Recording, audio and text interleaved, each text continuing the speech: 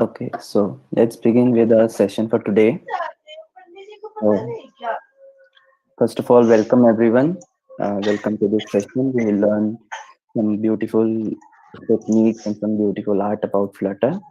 We build some great iOS and Android apps. And first of all, let's start. First, I will start by introducing myself.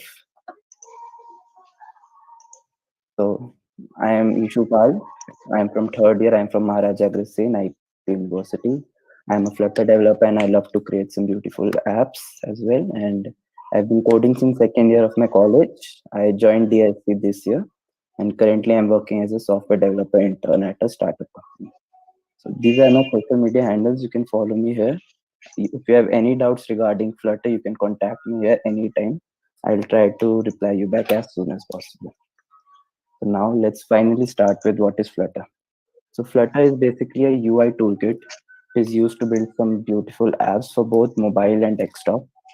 The biggest advantage of Flutter is it uses only a single code base. You don't need to learn different languages or different frameworks for both iOS and Android applications. If you learn only Flutter, you'll be able to do it with help of only one single code base. Another big advantage of Flutter is it is created by Google, it is backed by Google.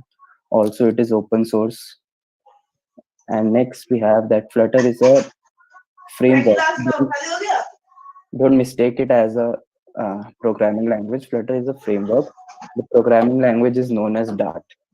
Dart is the programming language we'll be using. It is very simple programming language. If you have any prior experience in coding, it is very easy to understand for you guys.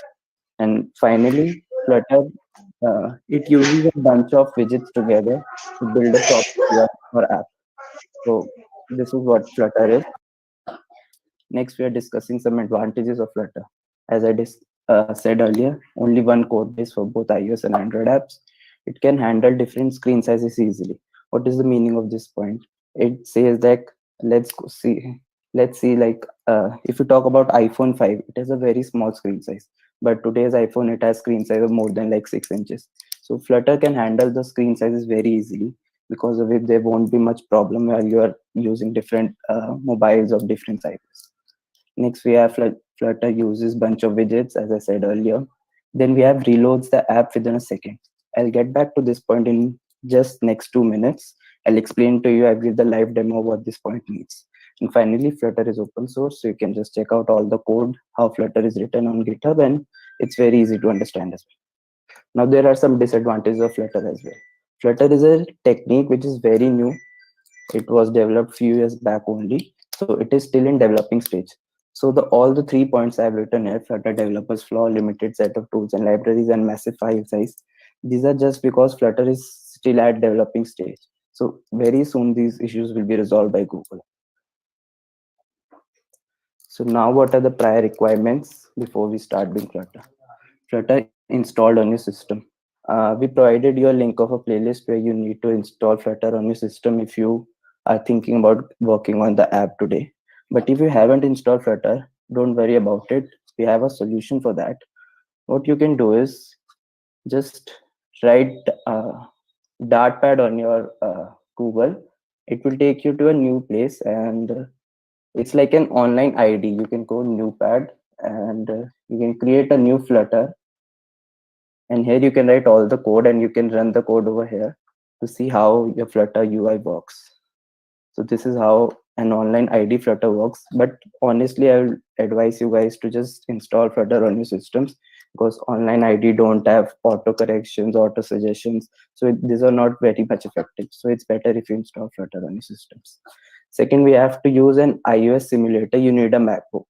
What is a simulator? Simulator is just like a mobile phone inside your computer. If you wish to use iOS simulator, you need a MacBook. You just need to download Xcode on your MacBooks. iOS simulator will be installed automatically.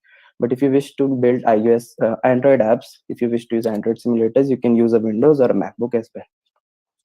Next requirement is you need an Android or iOS emulator downloaded on your system. And finally, you need an editor. We have two editors basically used for Flutter. Those are Android Studio and VS Code. I personally prefer VS Code because Android Studio is something that heats your system, so it can damage your laptops. So that is why it's recommended you use VS Code.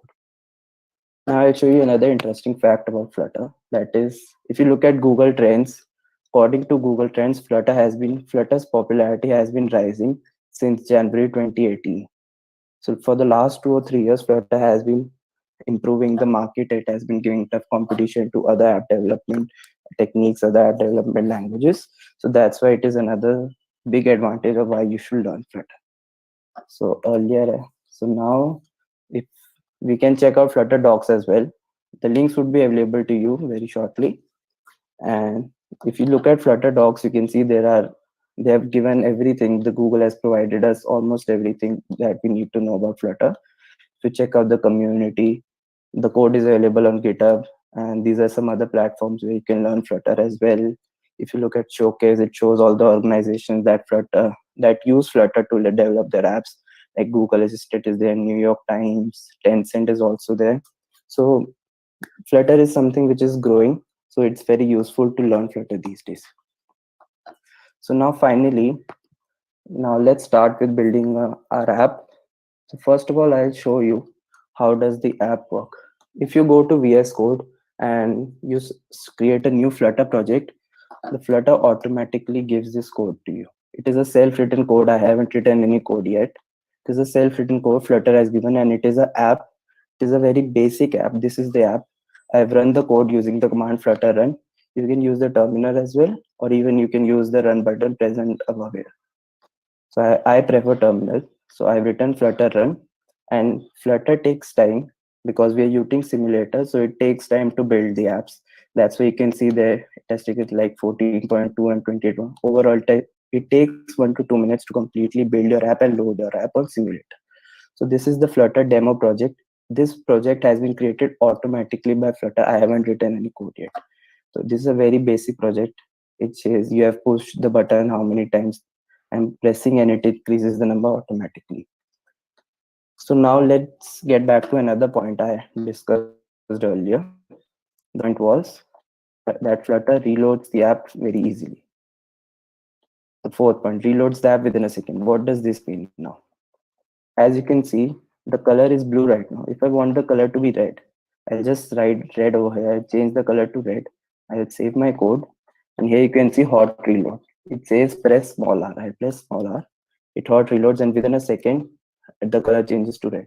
So this is one of the biggest advantage of Flutter, that it doesn't take time to uh, change the color, change the look and feel of our app. But now, what is the difference between hot reload and hot restart? As I said, hot reload, it just changes the color and look and feel. Now, what if I want the app to start from the beginning? Like, what if I want the app to start from zero? Like, right now it is at 10. I want the app to be at zero. So I'll hot restart the app. So it says plus capital R. So now I hot restarted the app, and it has been back to zero. So this is one of the greatest advantages of Flutter.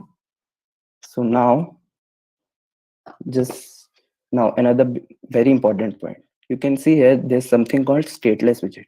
Now, what is a stateless widget and what are stateful widget? There are two types of widgets, stateless and stateful.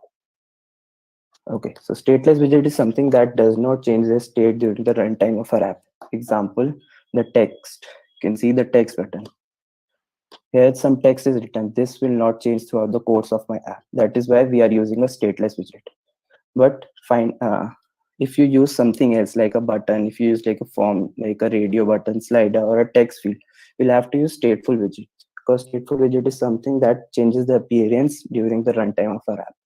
So most of the times use stateful widget only, and the app we'll be building will use stateful widget only this time again. So now let's head over. Now these are some organization and company that use Flutter: Dream11, BMW, Alibaba, Tencent, many other, Google itself. All these organizations are using Flutter, so there are many advantages of learning Flutter. So now let's finally just jump over to start our app. The app we'll be building, I have a basic layout of our app ready. This is the app we'll be building. It's a bill splitter. You'll enter the amount over here, and it will, you can see how many people you want to split the bill between. And using this slider, you can say how much percentage of tip you want to give. So it will calculate finally how much total per person bill has to be paid. It's a very basic app, but it's very ideal for beginners. So we'll start with this app. So now finally we'll just start coding. So I'll just code within this only. So let me first delete everything of this because this was the demo. Now we'll finally start doing that. Let's name our app Biz Beta. Now, as I said, will have to use a stateful widget over here. So I'm using a stateful widget and name it Bill Splitter again. These two names need to be same. Just make sure about that. Now finally, I'll return the app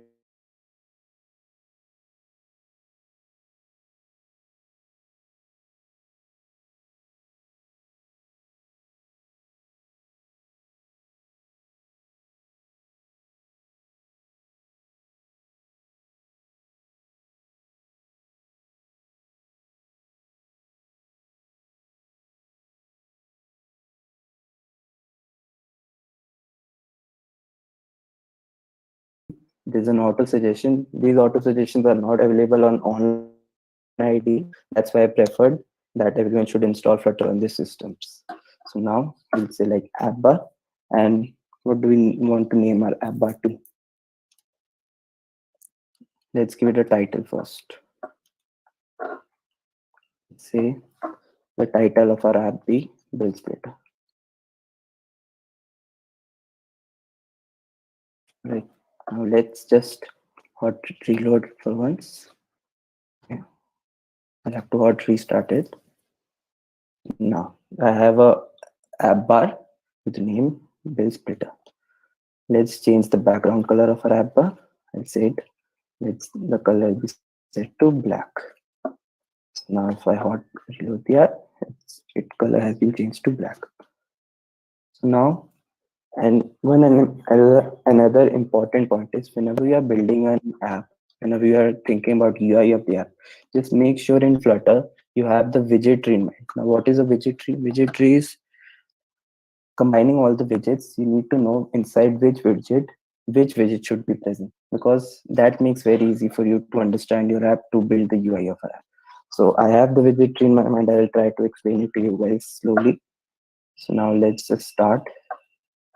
Inside my scaffold, we use something called body and then container. Now, what's a container? If you are from web development, you must know what a container is. A container is just a box that is present inside our app. So I'll just give some color to my container. Let's say let the color be white as of now. And then I'll have a child inside. Child is named list view. Now what are list views? I will explain to you within a minute. Scroll direction. This is dot vertical. List view is I need my app to be able to scroll. Like if you see the contacts app in your mobile phones, you're able to scroll through the contacts. If I'm not able to scroll through the contacts, I'll be able to see only 5 or 6 contacts at once on a screen. So that's why I'm using list view so that I can scroll vertically. If I want to scroll horizontally, I can even use dot horizontal. So now let's give it vertical, and then Right. We'll write some children over here. Now, what do we need in our app? I need 2 containers in my app.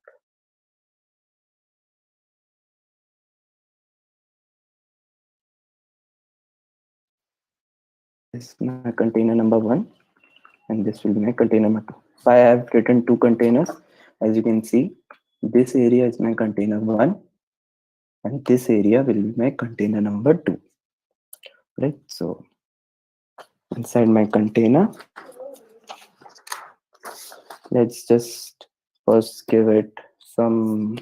Let's give it some width and height. Let's say 150, and height will be 100. Right. So now inside my container, I'll have a child. The child will be column. Why am I using column? Because you can see inside container 1, there are 2 areas. This is a text, and this is also a text, and these are aligned vertically. They are aligned vertically, so I need to use a column. Right. So I'll be using a column. As I said, there are 2 texts here. So I'll write text 1 and this is my text too. So what will be my text? The first text is simple, that is total per person, right? Now the second text is something that will be calculated later. So we are just writing the UI of the app as of now. We haven't given any functioning to it. So as of now, I'll just write 1, 2, 3 over here. We'll change it back. We'll give some functions to it. But as of now, I'm just writing it as 1, 2, 3. All right. So let's check how the UI is working as of now. So I have something, but it's not looking as good as it needs to be. Right. So let's just give some decoration to it. I'll use box decoration over here. Box decoration has various properties. First of all, I give a color to it. Let's say colors dot. Let's use green color with a shade of 200. And then I'll give some border radius to it. Border radius is used to curve my squares. That's border radius dot circular. It will circle my radius to by 15%. So you can see there's a curved circle, curved box present over here. Now, but still it is, we are not as near as we need to be. So let's give the entire container one a bit of padding. Now, this is very important. Just make sure you hear this out. Select this container. And if you're using a Windows, press Control and a dot. If you're using a Mac, press Command and a dot. If you press this, I get various options: wrap with widget, wrap with center, wrap with padding. I'll use wrap with padding. I'll give some padding to it. Let's say 15. Now if I check, yeah, so now it's look much better. So now let's just style our text now. To style your text, just go over here. Now we like style. What kind of a style? We need a text style. In text style, we have various properties. To check out what properties we have, let's just go over here.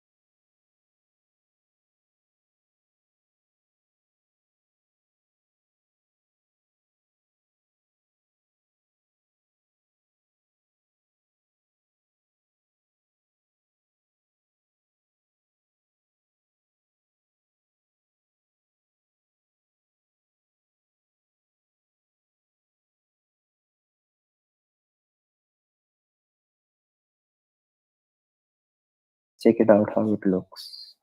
I have a text, I have a container. It has hint text. I can enter. You can see there's a default numbers present. It says how many digits have been inputted. Right? And hint text is same as a placeholder in web development. So I hope you get that. So now we have done with hint text as well. Now let's start with the row. Now what all things need to be present inside a row? Let's write those first. We need children. Inside a row, I have a text first, split, and I have two buttons. The buttons are called inkwell. These are widgets as well. Then there's also a text. And if you look carefully, all these things are also aligned in a column, in a row, sorry. All these things are also aligned in a row. So first of all, I will give a text. Text will be called split. And then I will have a row. The row has three things. First, children. And I have inkwell. Inkwell is a widget. It's like a button only. I have inkwell. Then I have another text. Now what's this another text? This is the number of people, right? So as of now, I'll just write something else. I'll just write 10 as of now. And again, we have another inkwell over here. So this part is also done. Now let's just write what we need inside our inkwells. First of all, very basic properties on tap. What will happen if I tap on it? As of now, nothing will happen. It's say null. Right. Then let's just style it a bit. Let's give it a bit of color. So it's a child container.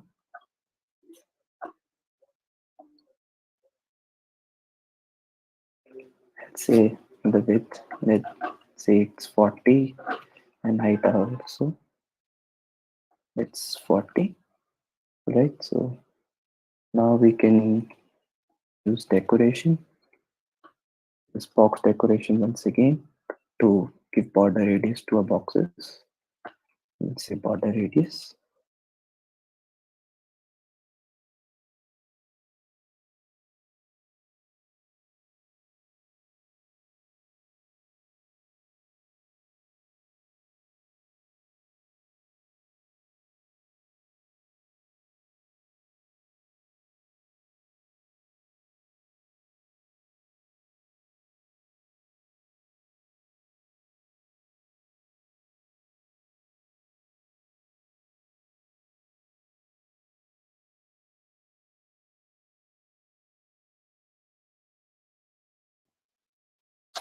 Okay, we'll resolve this issue shortly.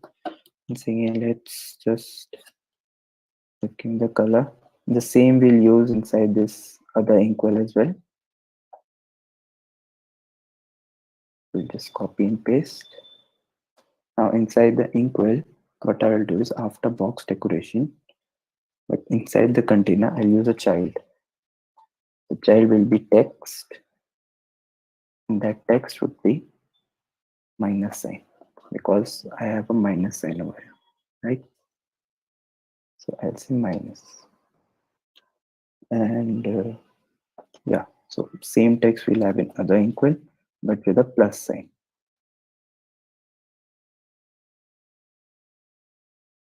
Right? So this looks good. With plus sign as well. So now let's just see what error are we getting. We need to be side align, right? So we have a row, we have written inkwell as well, we have given a child as well.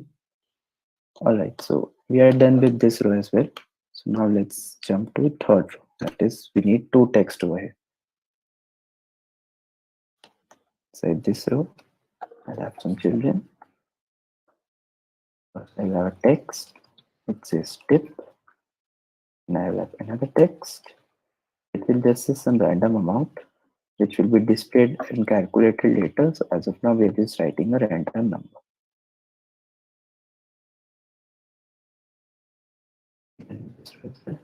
Finally, we are now up to a column. Inside our column, we have children. First children is a text. What's the text? Text is the number of percentage, right? This will also be calculated later. So let's just say 10% as of now.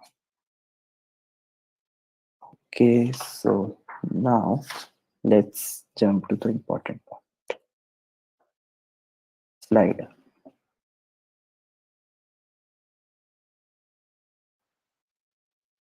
Slider has two very important properties: on change and null. On change and value. On change will be remain null as of now.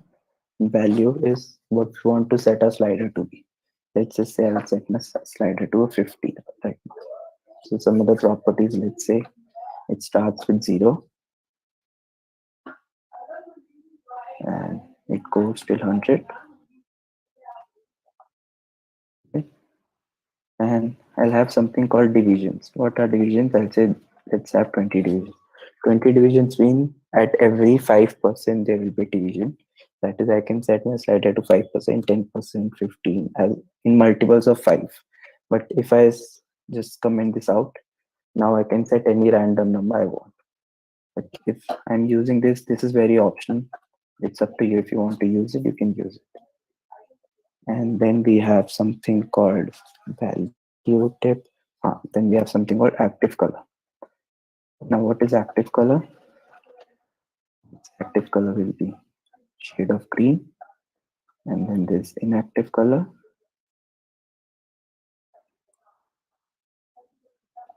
that will be a gray color. All right. So, what are active and inactive color? You can see this area. We have selected 10%, and this is green in color. This means it's the active area. And this area which is not selected, it's the inactive area. That's why it's in gray color. All right. So we have got all these properties as well. So we have a slider ready. So I think we have the basic UI of our app ready. Just check. So you can see I have few things ready. I have split, I have plus ready as well.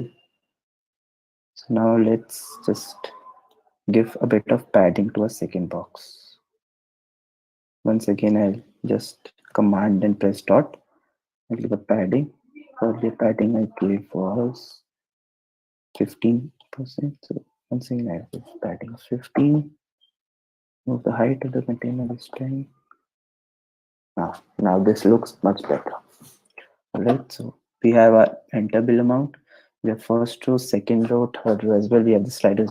The slider is not working right now because we haven't written the function for what will happen if we change the slider, right? Nothing happens right now. That's why there's no active and inactive color. So now let's just style it a bit. We can easily style it. Just give padding to every widget, every main widget, the column, command and dot. I can give it a padding. Once again, I give a padding of 15. Then again, we have a row. Once again, I'll give row padding. I give a padding of 15. Again, same once again. Another row I had. So I'll give another padding. I'm giving paddings just to style them a bit, just to space them a bit because they're looking a lot of congested over here. What I want is I want them to be spaced and aligned properly, right? That's why we're giving padding to each. Also in the text field, we'll give padding.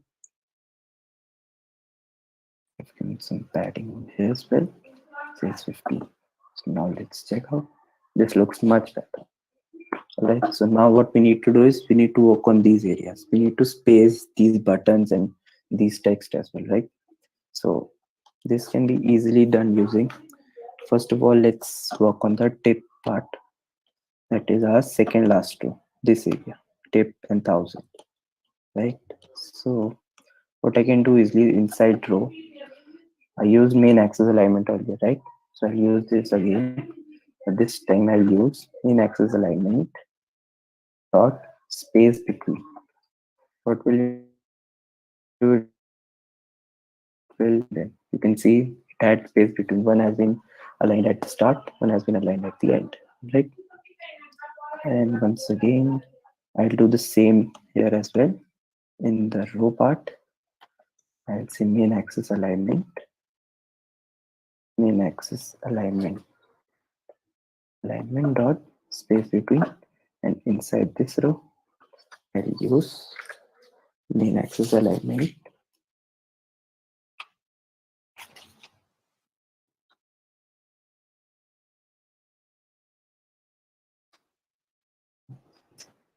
Let's check it. Yeah, this looks much better, right? We have aligned them as we need them. Now just we'll increase the font size of these text. Also, we'll try to center the minus and plus sign between them, right? So every text I have, just go, I'll write style. Let's say text style. Use font size of 20. I'll use the same styling everywhere I need. Set this. Yeah, here. Style it. Same with 1000. I'll just style this again. Let's just try to work on it on the minus and plus button I told you guys about. So what we can do to center them, this is very easy. We just have to center them. Center is also very another important widget. So here we have written text, right? We do again command and dot. There's something on wrap with center. Now this will center my text. Same over here, I'll do the same, wrap with center. So now if you check out, things have been aligned. They're at the center as well. Now let's give a bit of padding to this number 10 so that it also does not look much congested. So inside that text, I'll just go, I'll give padding. Let's give a padding of 10. Now if you see, this looks much better now, right? So now finally we have our UI ready. Both of them look almost the same.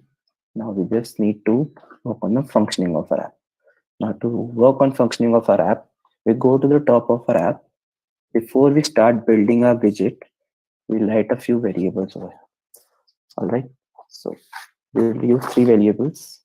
First will be percentage. I'm using an underscore over here because these are global variables. These are up to you. You can name them anything. Again, I'll have something on person counter. All right. Give me the count of how many person are there. Then finally, I will use double bill amount because bill can be in decimals as well. Right. So I'll say bill amount 0.0. Now I'll write two basic functions. I hope you guys know functions. If you have any prior experience in coding in any programming language, functions are very easy to understand. So I'll just make the function we need. First, we'll calculate the total amount of tip you will be given. So now let's write few parameters over here. First parameter will be bill amount. Next parameter will be split by, that is how many number of people are there.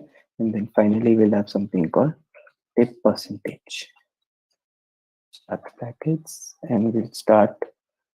I use a local variable now. I'll say total tip with 0.0. I've initialized it with 0.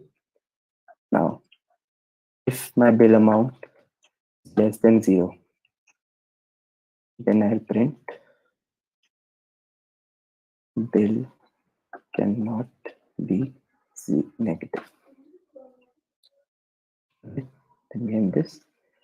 And we have an if, so we'll have to use an else as well. Otherwise, we'll say total tip is equal to. Now, what will be the total tip? The tip percentage, that is tip divided by 100 into our bill amount, right? So it will be bill amount into tip percentage, right? Divided by 100. This is the function we have used. Calculate total tip. This function is done. Now we'll write another function. Let's say calculate per person. This is the last function. This function will help us to calculate what we need. What is our final requirement? This is our final requirement, right? So this function will be able to print what is the total amount every person needs to pay. So now another we use once again we'll write few parameters. I'll use bill amount, I'll use bit by, I'll use tip percentage,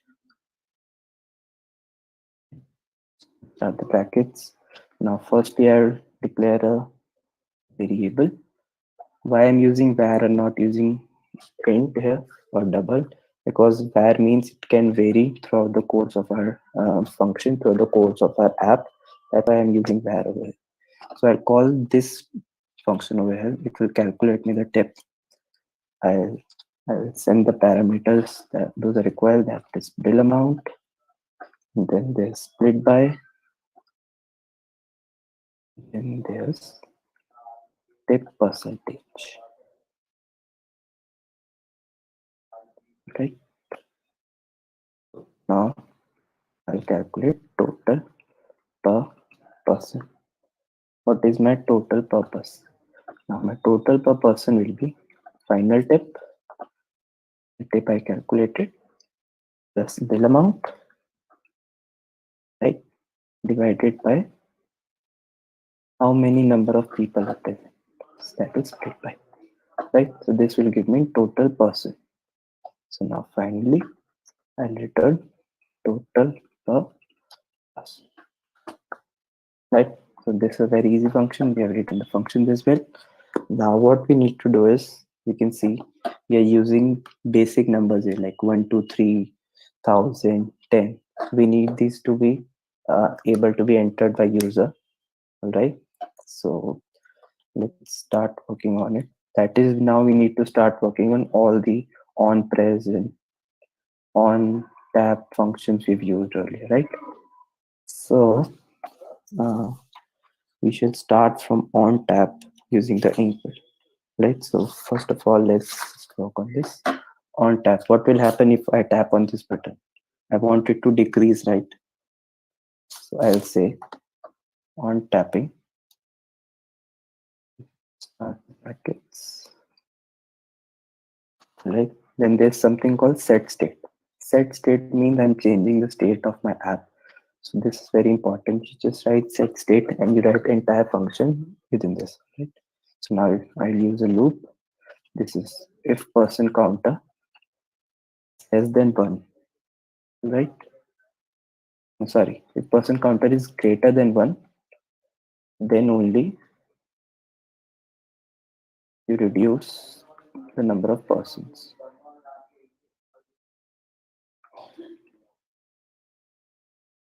right? But if it's less than one, what we'll do, we'll do nothing, right? If the number of persons are greater than one, then just keep on increasing. But if it's less than, that is if number of person is one.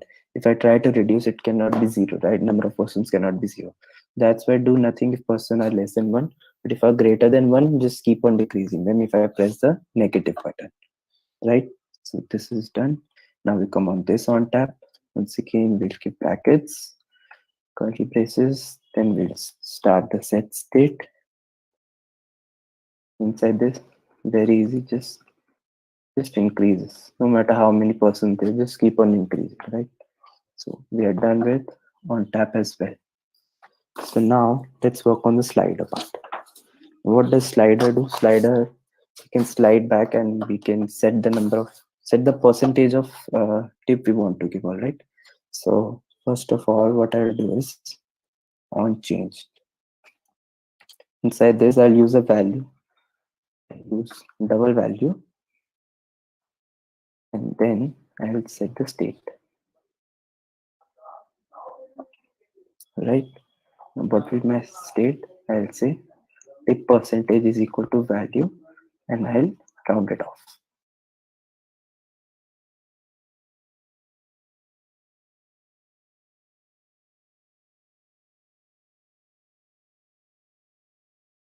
Percentage, global variable declared above, and I'll say convert it to double because I'm using double over here. right? So now our slider is ready as well. Just check. Let's just check it. Yeah. So now you can see I can slide the slider, but I want to see that what is the number of percentage here, right? I've set this to right. I've set this to 10%. I don't want it to be set to 10%. I want it to be changed by the user. So I just do a simple thing. I will just pay attention to this whenever you're using global variables, like these three global variables, whenever you're using them inside a function, like you want to inside a text, what you have to do is write a dollar sign, then just write the tip. Don't give a gap between them, it will give an error. Just then write tip percentage. So this is the way how you write it in Dart. Percentage. Now if I save it and check it out, so now this is that. Now it is working according to my slider, right? 5, 10, 15, 20. Right? I just style this a bit. Say style, text style. I'll use the font size and set it to 20. And after percentage, I'll give a percentage size. Yeah, now you can see it's working properly. And also you can see now I've set the on change property, right? So now the active and inactive color are also working. You can see the green part is the active color, the gray part is the inactive color, right? So now we have worked the buttons as well, but the buttons are not working because the text we have written is 10 over here. So we'll change this text now. So how do we change this text? First I have an inkwell, then I have another inkwell. I have this text over here, right? So what I can do is just very easily I can just write over here once again dollar sign percent count, right? I'll style it once again. I'll style text style with the font size, to 20. Now if I check my buttons, the buttons are working as well.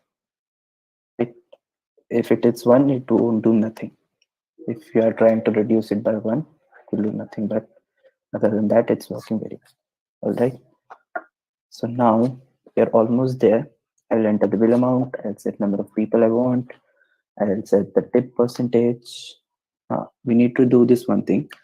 Like the bill amount is 1,000 rupees. If I set it to 10%, so now what's the tip I'm giving? I'm giving a tip of 100 rupees, right? So this needs to show 100 over here. So I'll come back here.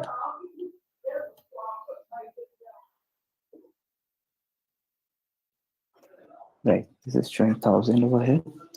I'll just come back over here, and what I will do is I'll call the function I've written above. What's that function? The function is to calculate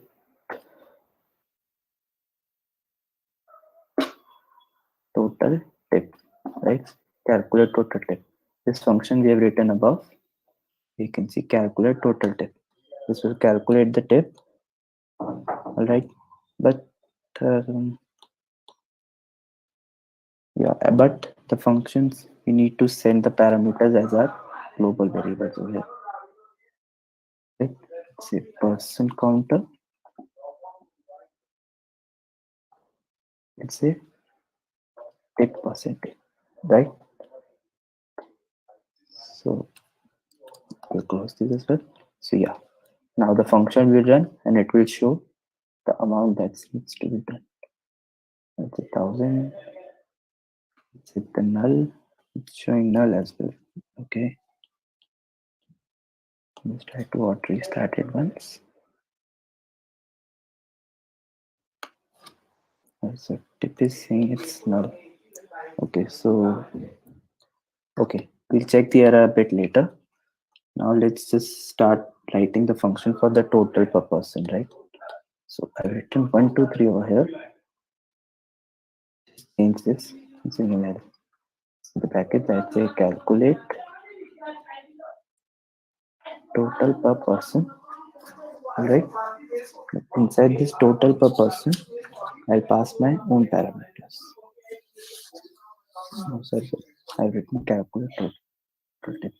I need to calculate per person. Right.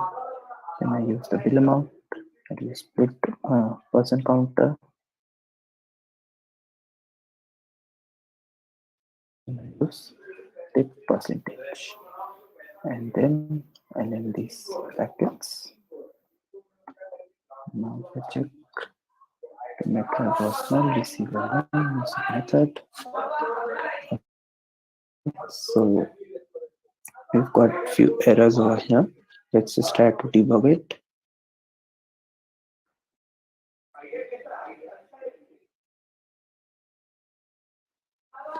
So we've got some error.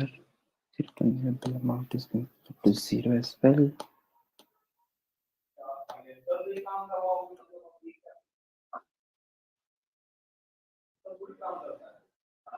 Let's say it's calling on null. I think we have done some error in writing of functions. Let's just check out our functions as well. See total double tip. Yeah, over here. So we have written if, I've written else. After that, I haven't returned total tip. Right? That's why it's getting so right. The function I've used, I have to return total tip. So I return total tip over here. Now let's just check it out.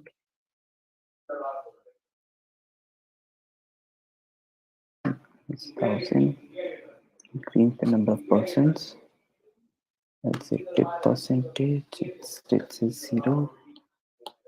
1 second.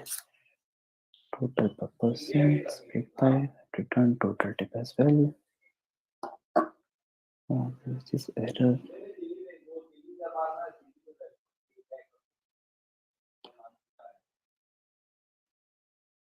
There's total tip as well. Total tip, total per person, return total per person.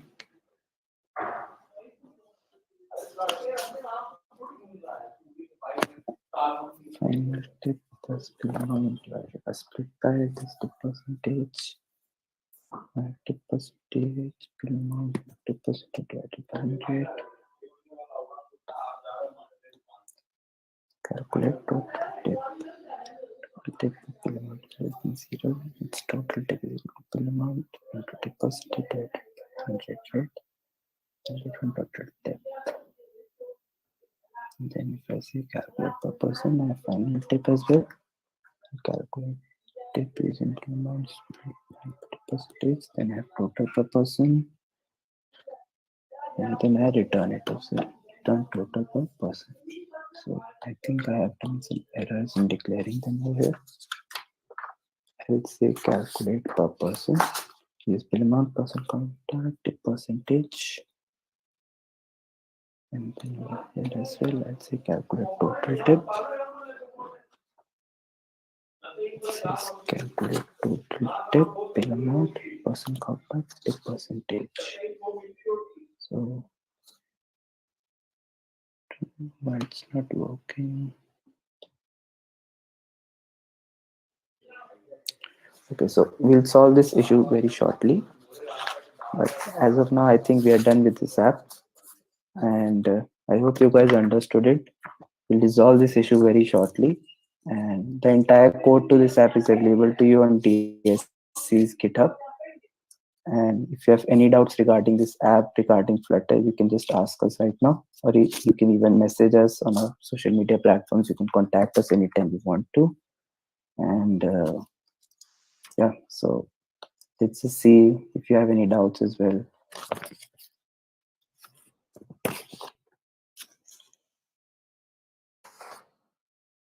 Okay, guys. So do we have any doubts?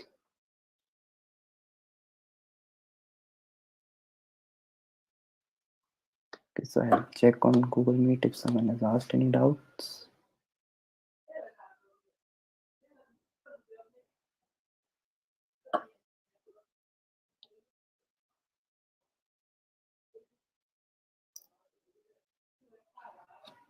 Can we use Flutter to make backend apps as well? Yes, you can use Flutter, but you will need to use Firebase as well. Firebase is a database. It is very handy with Flutter. So I recommend, if you are thinking of making full stack Flutter apps, I recommend you guys to learn Firebase as well. And YouTube tutorials of Firebase are easily available, and it is also easy to learn. Is Flutter good for GSOC? Yes, Flutter is very good for GSOC because it's a new technology. So there's not much competition as of now. And Flutter and Dart, both these organizations themselves take part in Flutter every year. So it's very easy. I will not easy, but yeah, there's not much competition in Flutter in GSOC, so it's very good for GSOC as well. If I am an US in programming, I want to start with mobile development. Should I start with Flutter? Yes, I'll definitely recommend you to start with Flutter because if you think of making Android apps and iOS apps, you go with different technologies. You need to learn two different programming languages. You need to learn two different frameworks. But with Flutter, we are doing it with just one code base with one framework only. So that's why I would definitely recommend you guys to just learn Flutter. Have any doubts, just contact me. Okay, keep asking doubts. Do you have any other doubts as well?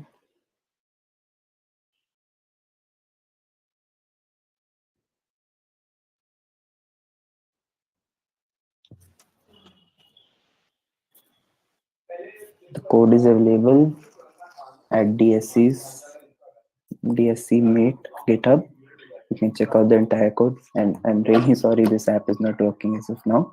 But the code that is available, that is definitely working. I'll check out the changes. I'll definitely update you guys with the changes that are required. But you can check out the code on the DSC Meet as well.